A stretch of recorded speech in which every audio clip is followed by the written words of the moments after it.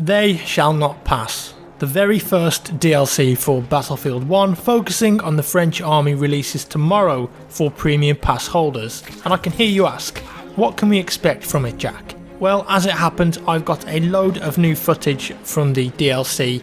I'm going to go through everything starting with the new elite class, the Trench Raider. Up until now we had some information on the Trench Raider, but very little understanding of exactly how he was going to work. But after playing with him now I can confirm two things.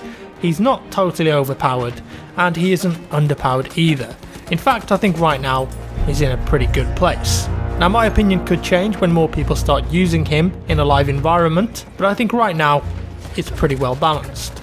So how does he work then? Well, he's a melee based character first of all, so his main weapon is a Raider Club, but don't fear, he does have a secondary weapon in the form of the No. 3 revolver if he gets into trouble. As well as that, he comes equipped with 3 grenades that he can lob around at his leisure. I was kind of worried that he was going to have like 10 or something, but it's only 3. They do recharge automatically over time though. And the last thing that he has, which may sound really bad at first, but when I explain it, it might make a bit more sense. He's got a medical crate. Now you may be thinking the same thing that I thought when I was told this guy has a medical crate. Well, surely that's going to make him super duper overpowered. Well, in practice, I think he really needs it. His whole purpose is to get up close and personal with enemies to melee them, and to do that, he's going to get hit by a lot of bullets. And if he didn't have any form of medic ability, he'd get rinsed down to half health every time that he moved forward, and well, he'd not only be not fun, but he'd be kind of pointless. Right now you can charge up to 1 or 2 enemies as they're shooting at you, and if you're good, you can get away with it, kill them both, heal up, and you're good to go. But if you try to push 3 or 4 guys head on who are all shooting at you, you aren't going to last very long. You may be an elite class, but you've still got to think about it. You've got to pick your battles, use your grenades and secondary in certain situations. As you can imagine, on maps like Fort Vaux and Verdun, it's perfect for the Trench Raider because he's up close and personal and there aren't any vehicles to be concerned by. On the other maps, for instance, you've got to be worried about getting taken out by tanks or planes. You get the picture. So this guy definitely comes into his own on the infantry focused maps. With the new DLC, we also get our first new behemoth, the Char 2C tank.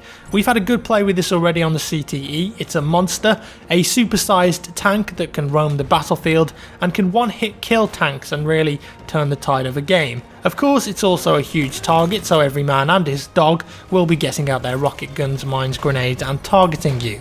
And to stop the tank from being unbalanced, it can't move very fast and can't turn particularly well either. You aren't going to get yourself out of a jam like you can with, let's say, a Renault tank. You need to think about where you're going a little more when you're using the new behemoth.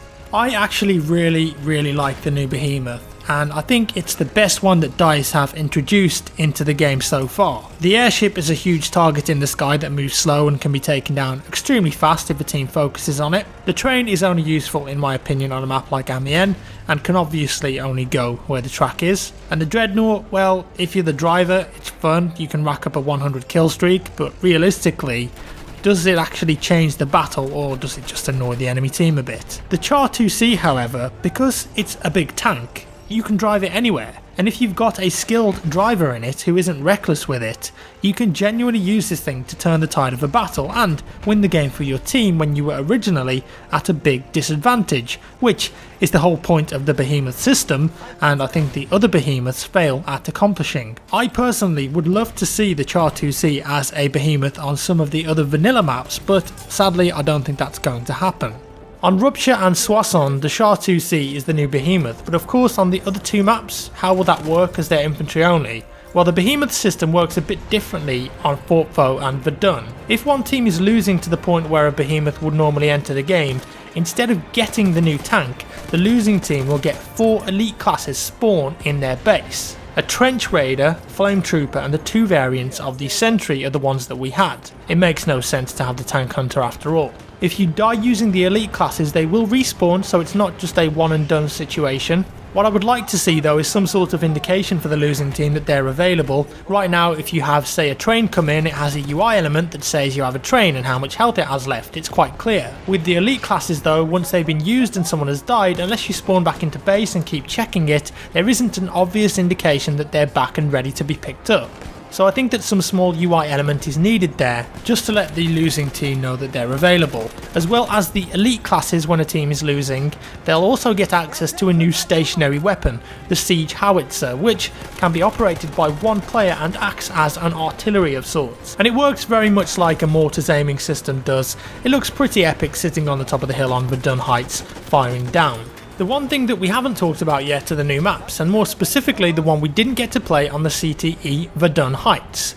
I really enjoyed playing on this map, especially as an infantry based player, and that's one thing that I really like about this DLC. There are 2 vehicle focused maps but also 2 infantry maps, ensuring something for both types of players. Verdun Heights, as the name would suggest, is primarily fought on an upward slope, but thanks to cleverly placed trenches and ruins, it does still offer a good amount of cover for you to move. The backdrop as well of the burning trees makes it look extremely impressive. Soissons and Rupture we've already played in the CTE, but I do think they both have some vehicle oriented issues. Soissons is meant to be heavily dominated by armour, but I think sometimes it's a bit overwhelming, and then Rupture is dominated by planes because of how strong planes currently are in the build of the game. Couple that with some rather small cap radiuses, and it means that an OK pilot can do a lot of damage without really putting much effort in. The new DLC will also see the introduction of 2 new operations.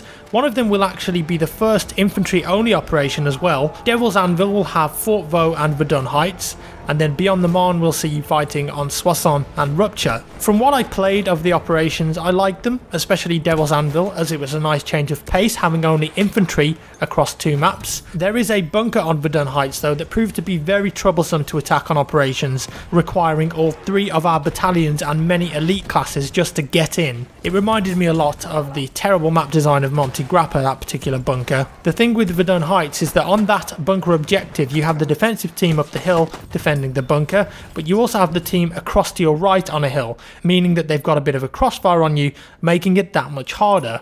What's a bit more mad though is that on Soissons the attackers get 6 tanks on the first points, which honestly I think is a bit crazy. I get that it's meant to be a huge tank assault, but if you do the math, that in theory could practically house the entire attacking team in heavy tanks, and I think that definitely needs to be looked at and reduced.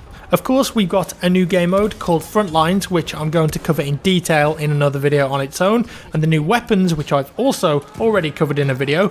Assault gets the Ribeyrolles 1918 and the Shogun inertial shotgun, the Medic gets the RSC 1917, Support the Shosho, and finally the Scout class gets the Lebel model 1886. As well as that, we get some new melee weapons and some skins only for the new French DLC weapons, which is pretty cool. As well as that, a new heavy tank in the form of the Saint-Chamond assault tank, something you'll see a lot of on the new maps. I will say this though about that tank, because of its angled design, I do find that I get a lot more ricochets when hitting it with a rocket gun, so you've got to think about where you're placing the shot a bit more to guarantee a proper hit. In closing, I think there's a lot to love in the new DLC content. There's a good blend of weapons as well as a good blend of maps for both vehicle lovers and infantry players. The new Elite offers something different without being overpowered, and the maps visually look stunning. I think They Shall Not Pass sets a good bar for the future of Battlefield 1 DLC, but I think that perhaps Battlefield 1 would have benefited greatly if this first proper DLC pack came out a couple of months earlier to keep player counts as high as possible, and those that are still playing interested in the game.